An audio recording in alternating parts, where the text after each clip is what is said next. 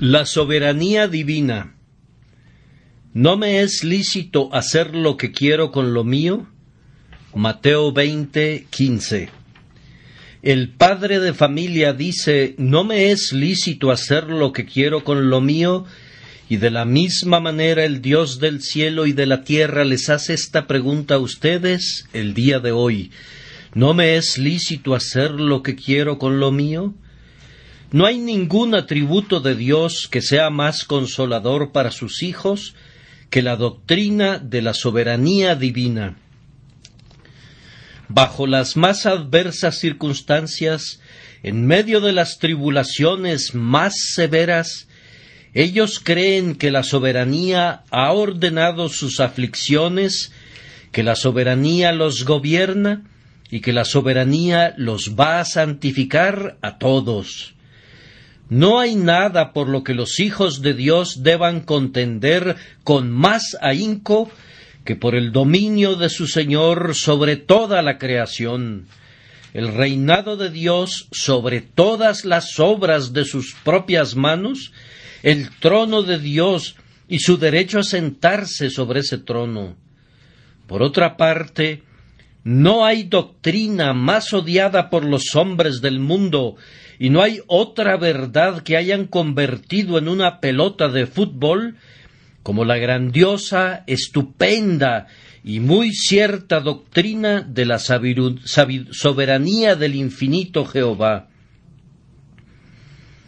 Los hombres permitirán que Dios esté en cualquier lugar, excepto en su trono. Ellos le permitirán que esté en su taller para formar mundos y hacer estrellas. Le permitirán que esté en su casa de caridad repartiendo limosnas y entregando sus tesoros. Le permitirán que sostenga la tierra y mantenga firmes sus pilares, o que encienda las lámparas del cielo, o que gobierne las olas del océano, que siempre están en movimiento. Pero cuando Dios asciende a su trono, entonces sus criaturas rechinan los dientes. Y cuando nosotros proclamamos a un Dios entronizado y el derecho que tiene de hacer lo que quiera con lo suyo, a disponer de sus criaturas como lo crea conveniente sin consultarlos en la materia, entonces es cuando se burlan de nosotros y somos execrados, y entonces es cuando los hombres prestan oídos sordos a nuestras palabras, pues el Dios en su trono no es el Dios que ellos aman. Lo aman mejor en cualquier otro lugar de lo que lo hacen cuando Él se sienta con el cetro en su mano y su corona sobre su cabeza. Pero nosotros amamos predicar a Dios en su trono. Es el Dios en su trono en quien confiamos. Es el Dios en su trono a quien hemos estado cantando este día. Y es el Dios en su trono de quien hablaremos en este sermón.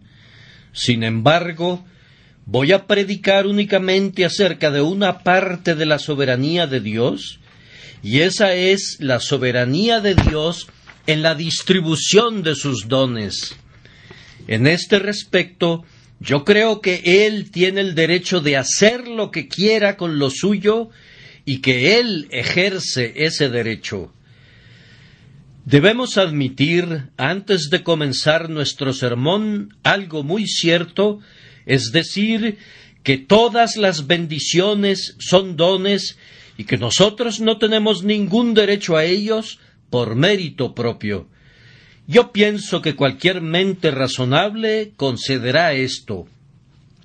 Y habiendo admitido lo anterior, nos esforzaremos para demostrar que Él tiene un derecho, viendo que esos dones le pertenecen para hacer lo que quiera, para retenerlos por completo si así le agrada, o para distribuirlos, si así decide hacerlo, para dárselos a algunos, pero no a otros, para no dárselos a nadie, o dárselos a todos, conforme parezca bien a sus ojos. ¿No me es lícito hacer lo que quiero con lo mío? Vamos a dividir los dones de Dios en 5 clases. En la primera clase tendremos los dones temporales, en la segunda los dones salvadores, en la tercera los dones honorables, en la cuarta clase los dones útiles y en la quinta clase los dones consoladores. De todos ellos diremos: ¿no me es lícito hacer lo que quiero con lo mío? Entonces, en primer lugar, tenemos los dones temporales. Es un hecho indisputable que Dios no ha dado lo mismo a todos los hombres en los asuntos temporales, que Él no ha distribuido a todas sus criaturas la misma cantidad de felicidad o la misma posición en la creación. Hay diferencias. Observen qué diferencia hay en los hombres en lo personal, pues vamos a considerar principalmente a los hombres. Uno nace como Saúl, que del hombro arriba sobrepasaba a cualquiera del pueblo. Otro vivirá toda su vida como Zaqueo, un hombre de corta estatura. Uno tiene un cuerpo escultural y es bello, y otro es débil y está lejos de tener una hermosa figura. ¿A cuántos no encontramos cuyos ojos nunca se han gozado en la luz del sol, cuyos oídos nunca han escuchado los encantos de la música, y cuyos labios nunca han pronunciado sonidos inteligibles o armoniosos? Camina por la tierra y encontrarás hombres superiores a ti en vigor, salud y figura, y encontrarás a otros que son tus inferiores en estas mismas cosas. Algunos de los aquí presentes son preferidos muy por encima de sus semejantes por su aspecto físico, y otros caen muy abajo en la balanza y no cuentan con nada que los pueda llevar a gloriarse en la carne. ¿Por qué Dios ha dado a un hombre belleza y a otro no se la ha dado? A uno le ha dado todos sus sentidos, mientras que a otro solo unos cuantos. ¿Por qué en algunos se le ha despertado el sentido del entendimiento, mientras que otros están obligados a cargar con un cuerpo terco y lento? Nosotros respondemos, y que los demás digan lo que quieran, que no se puede dar ninguna otra respuesta excepto esta: sí, Padre, porque así te agradó. Los viejos fariseos preguntaban: ¿quién pecó, éste o sus padres, para que haya nacido ciego?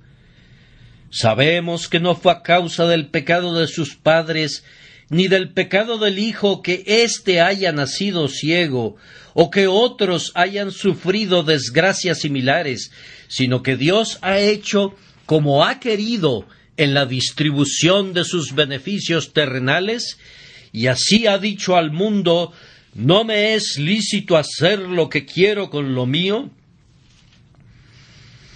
Observen también qué diferencia existe en la distribución de los dones mentales. No todos los hombres son como Sócrates, solo hay unos cuantos como Platón. Eventualmente, por aquí y por allá, nos encontramos con un Bacon.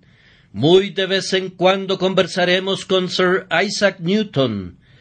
Algunos tienen estupendos intelectos con los que pueden descubrir los secretos, sondear las profundidades de los océanos, medir la altura de los montes, desdoblar los rayos del sol y pesar las estrellas.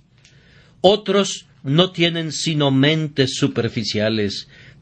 Tú puedes intentar educarlos, pero nunca lograrás que sean grandes. No puedes mejorar lo que no está allí.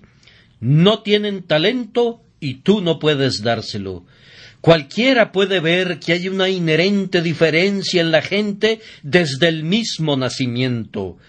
Algunos, con tan solo un poco de educación, sobrepasan a quienes han recibido una preparación elaborada. Tenemos a dos muchachos educados en la misma escuela, enseñados por el mismo maestro y que se han aplicado a sus estudios con la misma diligencia, pero uno de ellos destacará muy por encima del otro. ¿Por qué ocurre esto? Porque Dios afirma su soberanía tanto sobre la mente como sobre el cuerpo. Dios no nos ha creado iguales, sino que ha diversificado sus dones. Un hombre puede ser tan elocuente como Whitefield, otro tartamudea aunque sólo hable 3 palabras en su idioma natal. ¿Qué es lo que ocasiona estas tremendas diferencias entre hombre y hombre? Respondemos que debemos referirlo todo a la soberanía de Dios, que hace como quiere con lo suyo.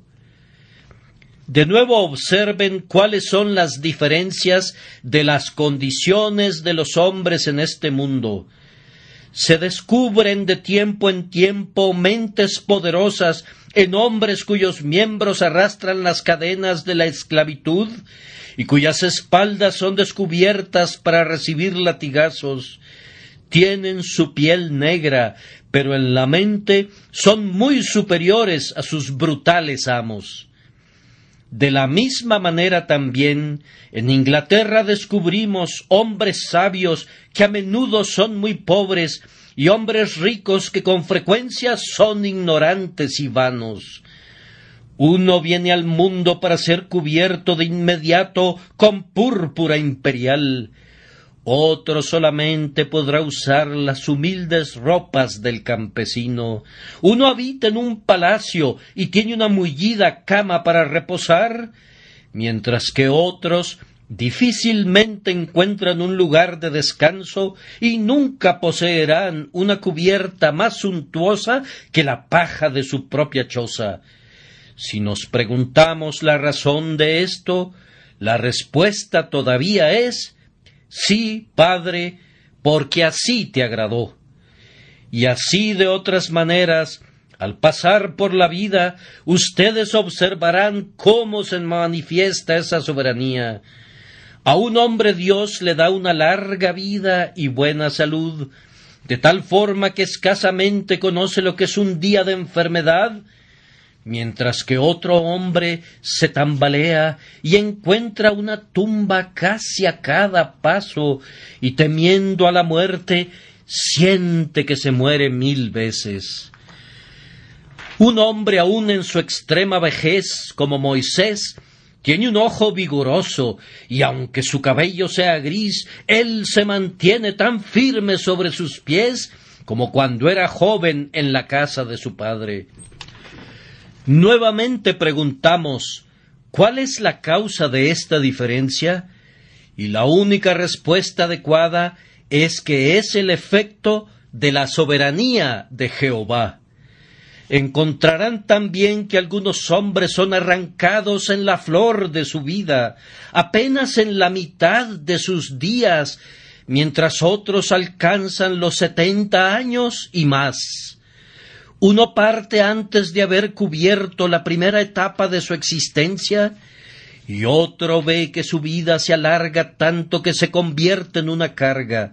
Estoy convencido que debemos atribuir la causa de todas estas diferencias en la vida al hecho de la soberanía de Dios. Él es soberano y rey, y no hará lo que quiera con lo suyo. Vamos a dejar este punto, pero antes de hacerlo debemos detenernos un instante para terminar de reflexionar sobre él. Oh tú, que has recibido el don de una noble figura, de un hermoso cuerpo, no te jactes de ello, pues tus dones te vienen de Dios. Oh, no te gloríes, pues si tú te glorías, te vuelves feo en un instante. Las flores no se jactan de su belleza, ni tampoco los pájaros cantan a su plumaje. No sean vanas, hijas de la belleza. Ustedes, hijos, no se exalten por su hermosura. Y oh, ustedes, hombres de poder y de intelecto, recuerden que todo lo que tienen es otorgado por un soberano Señor. Él ciertamente creó Él puede destruir. No hay muchos pasos que separen al más poderoso intelecto del idiota más desvalido. El pensamiento profundo casi toca la locura. Tu cerebro puede ser trastornado en cualquier momento y estarías condenado desde ese momento a vivir como un loco. No te jactes de todo lo que sabes, pues aún el pequeño conocimiento que tienes te ha sido dado. Por tanto, digo, no te exaltes por encima de toda medida, sino que usa lo que Dios te ha dado para el servicio de Dios, pues es una dádiva real y no debes despreciarla. Pero si el soberano Señor te ha dado un talento y nada más, no lo escondas en una servilleta, sino que úsalo bien, y entonces puede suceder que Él te dé más.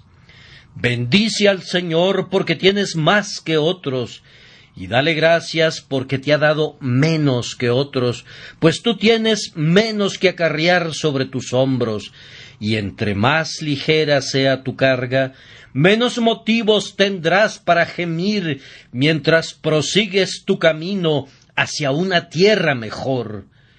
Entonces bendice a Dios si tú posees menos que tus semejantes, y contempla su bondad tanto en el retener como en el dar. Hasta este momento, la mayoría estará de acuerdo con lo que hemos dicho, pero cuando llegamos al segundo punto, los dones salvadores, habrán muchos que ya no estarán de acuerdo, ya que no pueden aceptar nuestra doctrina. Cuando aplicamos esta doctrina concerniente a la soberanía divina, a la salvación del hombre, entonces vemos que los hombres se levantan para defender a sus pobres semejantes, a quienes consideran como perjudicados por la predestinación de Dios.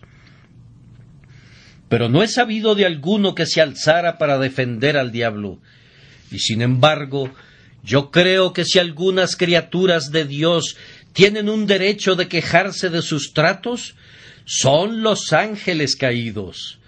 Por su pecado fueron arrojados del cielo de inmediato, y no podemos leer en ningún lado que alguna vez se les haya enviado algún mensaje de misericordia. Una vez echados fuera, su condenación fue sellada.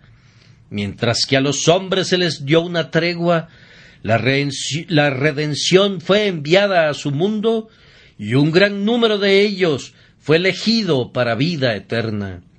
¿Por qué no contender con la soberanía, tanto en un caso como en el otro? Decimos que Dios ha elegido un pueblo escogido de la raza humana, y su derecho de hacer esto es negado. Pero yo pregunto, ¿por qué no se discute igualmente el hecho que Dios ha elegido a los hombres y no a los ángeles caídos, o su justicia en tal elección? Si la salvación fuera un asunto de derecho, ciertamente los ángeles tendrían tanto derecho como los hombres. ¿Acaso no estaban colocados en una dignidad superior? ¿O acaso pecaron más? Creemos que no. El pecado de Adán fue tan deliberado y completo que no podemos imaginar un pecado mayor que el que cometió. Si los ángeles expulsados del cielo hubieran sido restaurados, ¿no habrían prestado un mayor servicio a su Hacedor del que nosotros podemos prestar jamás? Si se nos hubiera permitido juzgar este asunto, habríamos liberado a los ángeles y no a los hombres. Admiren, pues, el amor y la soberanía divinos, ya que mientras los ángeles fueron hechos pedazos, Dios ha levantado un número de elegidos de la raza de los hombres para ponerlos entre príncipes, por medio de los méritos de Jesucristo nuestro Señor. Observen de nuevo la soberanía divina en el hecho que Dios eligió a la raza de los israelitas y dejó a los gentiles en la oscuridad durante años. ¿Por qué Israel fue instruido y salvado, mientras que a Siria se le dejó para que pereciera en la idolatría? ¿Acaso era esa raza más pura en su origen y mejor en su carácter que la otra? ¿Acaso los israelitas no tomaron miles de veces falsos dioses para ellos y provocaron la ira y el aborrecimiento del Dios verdadero? ¿Por qué fueron favorecidos por encima de sus semejantes? ¿Por qué el sol del cielo brilló sobre ellos, mientras que todas las naciones de los alrededores fueron dejadas en la oscuridad y millones fueron hundidos en el infierno? ¿Por qué? La única respuesta que puede darse es esta: que Dios es un soberano y de quien quiere tiene misericordia, y al que quiere endurecer, endurece. Y ahora también, ¿por qué Dios nos ha enviado su palabra, mientras que una multitud de personas permanece todavía sin su palabra? ¿Por qué cada uno de nosotros viene al tabernáculo de Dios domingo tras domingo, gozando del privilegio de escuchar la voz del ministro de Jesús, mientras que otras naciones no han sido bendecidas de esa manera? ¿Acaso Dios no pudo haber hecho que la luz resplandeciera en las tinieblas allí, al igual que aquí? ¿No hubiera podido Él, si así lo hubiera querido, haber enviado mensajeros ligeros como la luz para proclamar su evangelio por toda la tierra? Podría haberlo hecho si hubiera querido. Como sabemos que no lo ha hecho así, nos inclinamos en mansedumbre, confesando el derecho que Él tiene de hacer lo que quiera con lo suyo. Pero permítanme que recalque la doctrina una vez más. Contemplen cómo Dios despliega su soberanía, en que de la misma congregación, entre quienes escuchan al mismo ministro y oyen la misma verdad, uno es tomado y el otro es dejado. ¿Por qué es que para una de las personas que me escucha y que se sienta en aquella banca, y para su hermana que está sentada a su lado, el efecto de la predicación es diferente? Ellas han sido alimentadas sobre la misma rodilla, han sido mecidas en la misma cuna, educadas bajo los mismos sistemas, oyen al mismo ministro con la misma atención. ¿Por qué es que la una será salvada y la otra será dejada? Lejos esté de nosotros tejer alguna excusa para el hombre que es condenado. No sabemos de ninguno, pero también lejos esté de nosotros el restarle gloria a Dios. Nosotros afirmamos que Dios es quien hace la diferencia, que la hermana que es salva no tendrá que agradecerlo a sí misma, sino a su Dios. Habrá también dos hombres que son borrachos. Alguna palabra predicada traspasará a uno de ellos de lado a lado, mientras que el otro se quedará sentado inconmovible, aunque en todos los aspectos ambos sean exactamente lo mismo, tanto en constitución como en educación. ¿Cuál es la razón? Tú responderás que tal vez porque uno acepta y el otro rechaza el mensaje del Evangelio. Pero entonces deberías preguntarte, ¿quién hizo que uno lo aceptara y quién hizo que el otro lo rechazara? Te reto a que digas que el hombre mismo hizo la diferencia. Debes admitir en tu conciencia que es Dios el único a quien pertenece este poder. Pero a quienes no les gusta esta doctrina, están sin embargo levantados en armas en contra nuestra, y ellos se preguntan, ¿cómo puede Dios en justicia hacer tal acepción entre los miembros de su familia? Supongan que un padre tiene un cierto número de hijos, y que a uno de ellos diera todos sus favores y a los demás los dejara sumidos en la miseria. ¿No diríamos nosotros que se trata de un padre duro y cruel? Yo respondo que así es. Pero los casos no son los mismos. No es un padre con quien tienes que tratar, sino con un juez. Tú dices que todos los hombres son hijos de Dios. Te exijo que demuestres eso. Yo nunca lo he leído en mi Biblia. Yo no me atrevo a decir, Padre nuestro que estás en los cielos, mientras no sea regenerado. No puedo deleitarme en la paternidad de Dios para conmigo, mientras no sepa que soy uno con Él y coheredero con Cristo. No me atrevo a reclamar la paternidad de Dios siendo un hombre sin regenerar.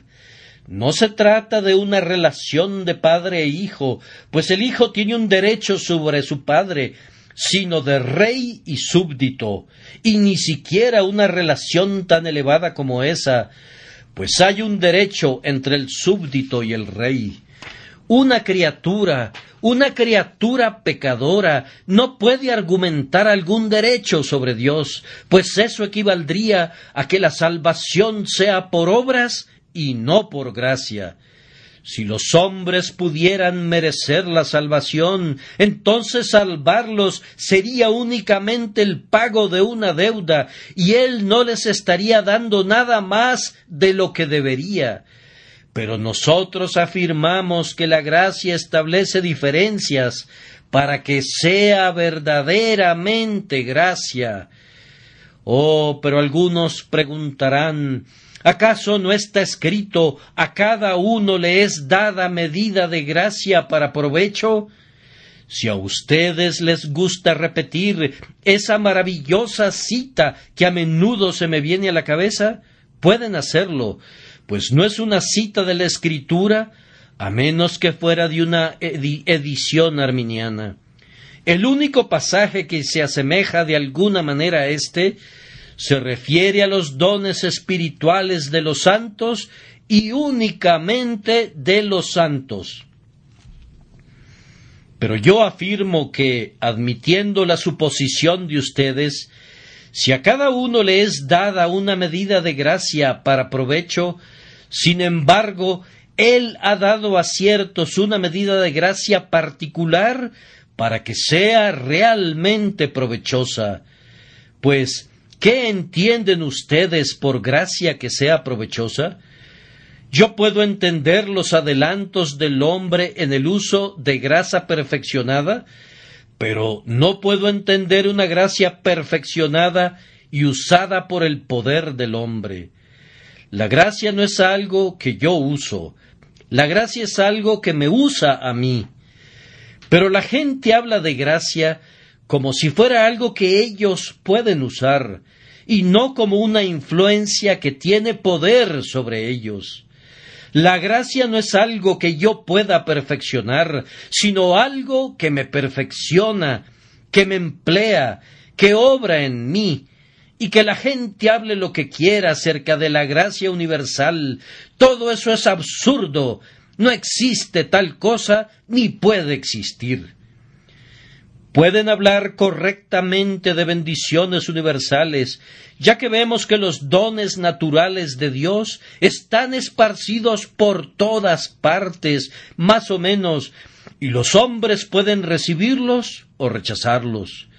Sin embargo, no sucede lo mismo con la gracia. Los hombres no pueden tomar la gracia de Dios y emplearla para transportarse ellos mismos de las tinieblas a la luz. La luz no viene a las tinieblas diciendo úsame, sino que la luz viene y ahuyenta a las tinieblas. La vida no viene al hombre que está muerto diciéndole úsame y ser restaurado a la vida, sino que viene con un poder propio y restaura la vida. La influencia espiritual no viene a los huesos secos diciéndoles usen este poder y revístanse de carne, sino que viene y los reviste de carne y la obra está hecha. La gracia es algo que viene y ejerce una influencia sobre nosotros. Únicamente la voluntad soberana de Dios nos convierte en herederos de la gracia, nacidos a imagen de su Hijo, una raza creada de nuevo. Y nosotros les decimos a todos ustedes que rechinan sus dientes al oír esta doctrina, ya sea que lo sepan o no, que ustedes tienen una buena dosis de enemistad contra Dios en sus corazones, pues hasta que no sean conducidos a conocer esta doctrina, hay algo que todavía no han descubierto, que los opone a la idea de un Dios absoluto, un Dios sin límites, un Dios sin cadenas, un Dios inmutable y un Dios con un libre albedrío que a ustedes les encanta demostrar que poseen las criaturas. Estoy persuadido que la soberanía de Dios debe ser sostenida por nosotros si queremos gozar de un saludable estado mental. La salvación es de Jehová. Entonces denle toda la gloria a su santo nombre, a quien pertenece toda la gloria. En tercer lugar, vamos a considerar ahora las diferencias que Dios a menudo establece en su iglesia en cuanto a dones honorables. Hay una diferencia hecha entre los propios hijos de Dios cuando son sus hijos. Fíjense en lo que quiero decir. Uno tiene el don honorable del conocimiento, mientras que otro sabe muy poco. Me encuentro de vez en cuando con un amado hermano cristiano con quien podría hablar durante un mes y le aprendería algo cada día. Ha tenido una profunda experiencia, él se ha asomado a las cosas profundas de Dios y toda su vida ha sido un perpetuo estudio donde quiera que ha estado. Él parece haber recogido pensamientos no simplemente de los libros, sino también de los hombres, de Dios y de su propio corazón. Él conoce todos los recodos y los embrollos de la experiencia cristiana. Él entiende las alturas, las profundidades, las longitudes y las anchuras del amor de Cristo que exceden a todo conocimiento. Él ha conseguido una idea grande, un íntimo conocimiento del sistema de gracia y puede defender los tratos del Señor con su pueblo. Luego te encuentras con otro que ha pasado por muchos problemas, pero que no tiene un profundo conocimiento de la experiencia cristiana. No aprendió ni un solo secreto en todas sus tribulaciones.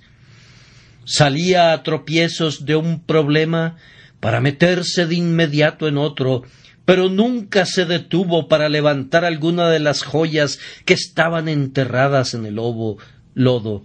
Nunca intentó descubrir las preciosas perlas escondidas en sus aflicciones.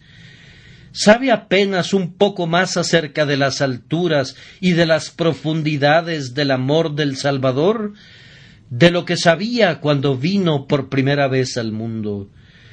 Puedes conversar con un hombre así tanto como quieras, pero no obtendrás nada de él. Si te preguntas por qué ocurre eso, yo respondo que hay una soberanía de Dios que otorga conocimiento a algunos y no a los otros. El otro día iba caminando con un cristiano anciano que me comentaba cuánto se ha beneficiado por mi ministerio.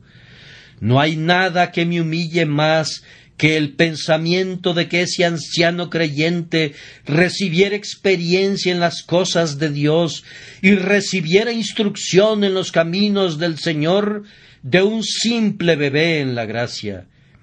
Pero yo espero, cuando yo sea un anciano, si vivo y llego a ser uno, que algún bebé en la gracia me instruya. Dios cierra la boca del viejo algunas veces y abre la boca del niño. ¿Por qué somos maestros de cientos de personas que son, en muchas áreas, más capaces de enseñarnos a nosotros?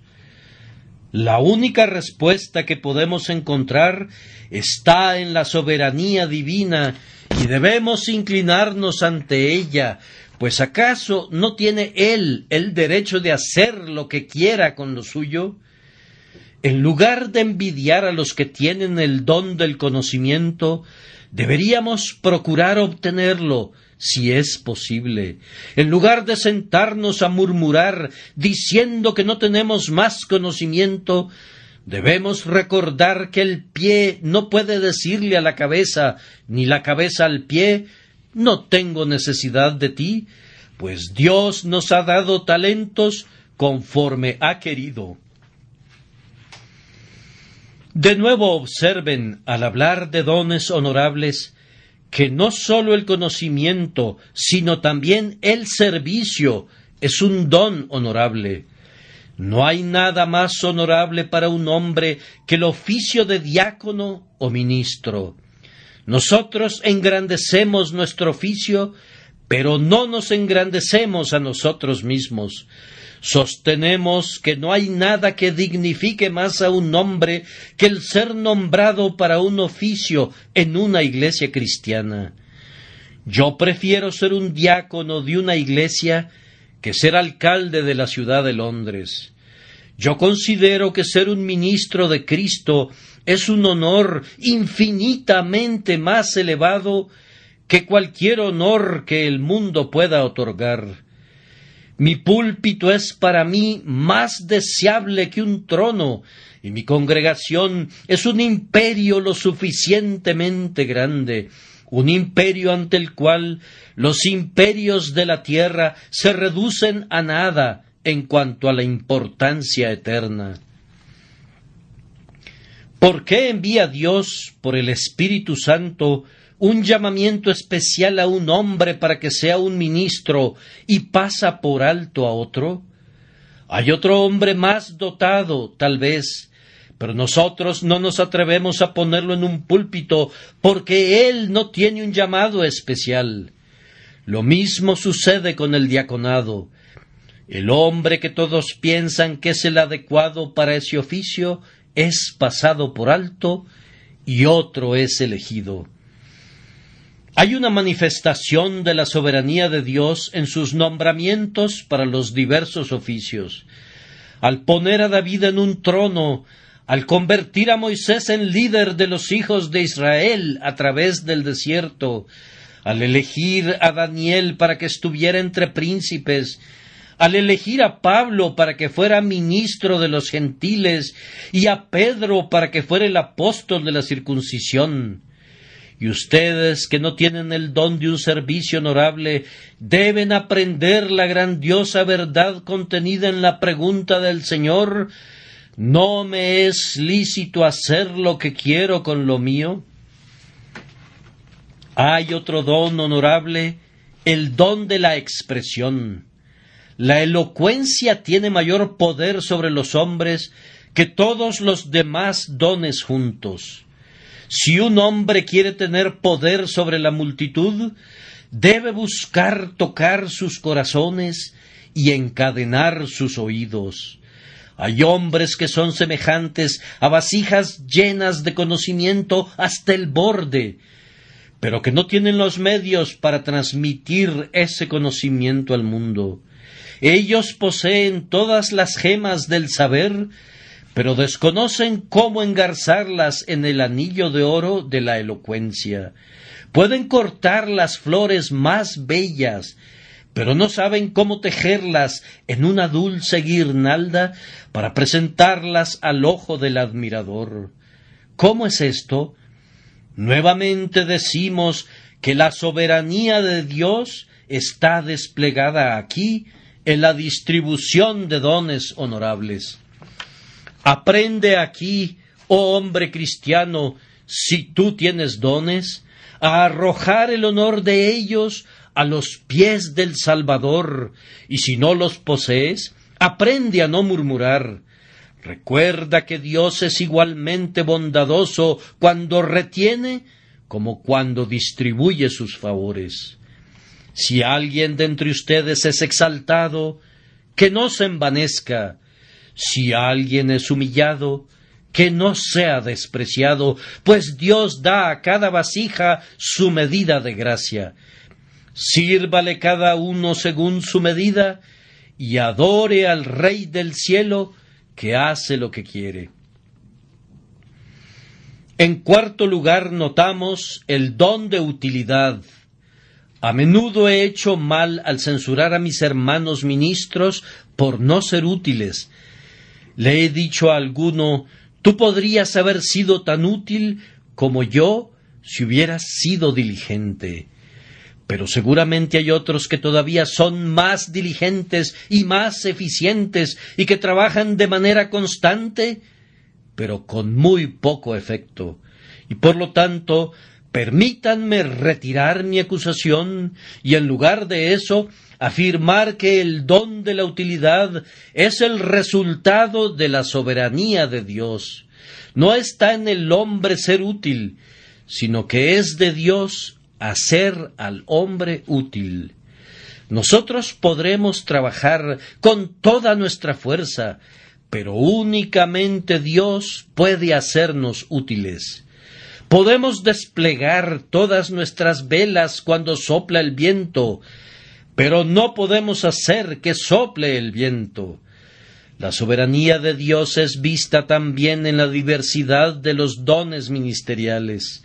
Te acercas a un ministro y eres alimentado con abundancia de alimento bueno. El otro ministro no da lo suficiente ni para alimentar a un ratón. Tiene abundancia de censura, mas no tiene alimento para el Hijo de Dios. Otro puede consolar al Hijo de Dios, pero no puede reprender al rebelde. No tiene suficiente fuerza mental para dar esos azotes que son necesarios algunas veces. ¿Y cuál es la razón? La soberanía de Dios. Uno puede blandir el martillo, pero no podría sanar un corazón quebrantado. Si llegara a intentarlo, vendría a tu mente la imagen de un elefante tratando de ensartar un hilo en una aguja. Un hombre así puede reprender, pero no puede aplicar aceite y vino en una conciencia herida. ¿Por qué? Porque Dios no le ha dado ese don. Hay otro que siempre predica sobre la teología práctica y muy raramente se refiere a temas doctrinales. Otro es todo doctrina y no puede predicar mucho acerca de Jesucristo y el crucificado. ¿Por qué? Dios no le ha dado el don de doctrina.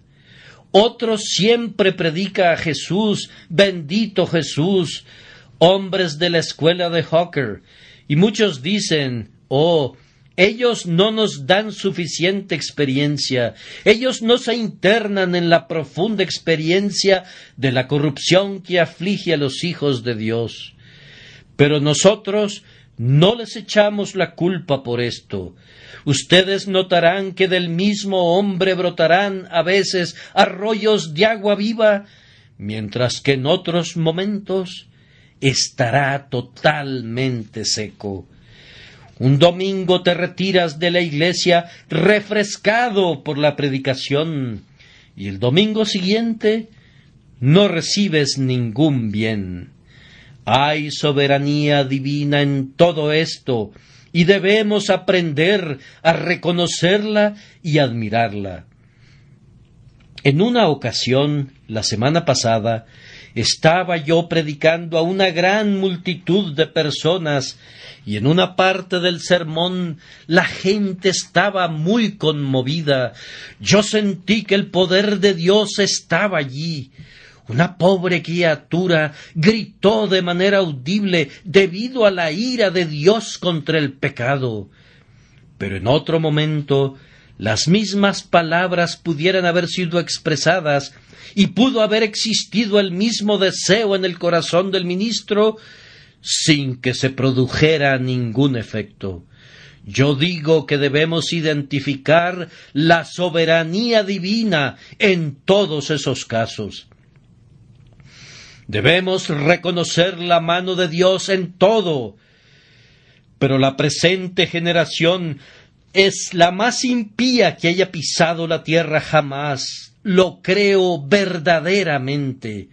En los días de nuestros padres, tan pronto caía un chaparrón, ellos declaraban que era obra de Dios que cayera, y tenían oraciones para que lloviera, oraciones para que hiciera sol, y oraciones para la cosecha. Oraban cuando una gavilla se incendiaba, así como cuando el hambre desolaba la tierra. Nuestros antepasados decían: el Señor lo ha hecho. Pero ahora nuestros filósofos tratan de explicarlo todo y atribuyen todos los fenómenos a segundas causas. Pero, hermanos, nosotros debemos atribuir el origen y la dirección de todas las cosas al Señor, y únicamente al Señor. Finalmente, los dones consoladores son de Dios. Oh, qué dones de consolación gozamos algunos de nosotros en las ordenanzas de la casa de Dios y en un ministerio que es productivo. Pero ¿cuántas iglesias no tienen un ministerio de ese tipo? Y entonces, ¿por qué lo tenemos nosotros? Porque Dios ha establecido esa diferencia. Algunos de los que me escuchan tienen una sólida fe y se pueden reír de los imposibles. Somos capaces de cantar una canción en medio del mal tiempo, tanto en la tempestad como en la calma. Pero hay otra persona con poca fe que está en peligro de tropezar con cada brizna de paja. Nosotros atribuimos la fe eminente enteramente a Dios. Uno nace con un temperamento melancólico y ve que una tempestad siempre se está generando en medio de la calma, mientras que otro está contento y ve bordes de plata en cada nube, no importa cuán negra sea, y es un hombre feliz. ¿Pero por qué sucede esto? Los dones consoladores provienen de Dios. Y luego observen que nosotros mismos diferimos a ratos. Durante un tiempo podremos tener un bendito intercambio con el cielo y nos es permitido mirar al interior del velo. Pero súbitamente estos gozos deleitables se esfuman. ¿Acaso murmuramos por causa de eso? ¿No puede hacer Él lo que quiera con lo que es suyo? ¿No puede quitar lo que ha dado? Los consuelos que poseemos fueron suyos antes que fueran nuestros. Y aunque me quitaras todo, yo no me quejaría. Antes que yo lo poseyera, todo era enteramente tuyo. No hay gozo del espíritu, ni abundante esperanza bendita, ni una gran fe, ni un deseo ardiente, ni una cercana comunión con Cristo, que no sean un don de Dios y que no debamos atribuirlo a Él. Cuando estoy en tinieblas y sufro desilusiones, miro a lo alto y digo: Él da cánticos en la noche. Y cuando soy conducido al regocijo, digo: mi monte permanecerá firme para siempre. Dios es un soberano Jehová, y por tanto me postro a sus pies, y si perezco, voy a perecer allí. Pero déjenme decir, hermanos, que esta doctrina de la soberanía divina está muy lejos de hacer que ustedes se sienten con pereza, sino que espero en Dios que tendrá la tendencia de humillarlos y de conducirlos a decir: yo soy indigno de la más pequeña de todas tus misericordias. Siento que tú tienes el derecho de hacer conmigo lo que quieras. Si tú me aplastas a mí, pobre gusano indefenso, no serás afrentado. No tengo el derecho de pedirte que tengas compasión de mí, excepto esto, que necesito tu misericordia. Señor, si tú quieres, Tú puedes perdonar y jamás diste tu gracia a alguien que la necesitara más ardientemente. Puesto que estoy vacío, lléname con el pan del cielo. Puesto que estoy desnudo, vísteme con tu manto. Puesto que estoy muerto, dame la vida. Si suplicas así, con toda tu alma y con toda tu mente, aunque Jehová es soberano, Él extenderá su cetro y salvará, y vivirás para adorarlo en la belleza de su santidad, amando y adorando su soberanía llena de gracia. El que creyere, es la declaración de la Escritura, y fuere bautizado, será salvo, mas el que no creyere, será condenado. El que cree únicamente en Cristo y es bautizado con agua en el nombre del Padre y del Hijo y del Espíritu Santo, será salvo, pero el que rechace a Cristo y no crea en Él, será condenado. Ese es el decreto soberano y la proclamación del cielo. Inclínate ante Él, reconócelo, obedécelo, y que Dios te bendiga.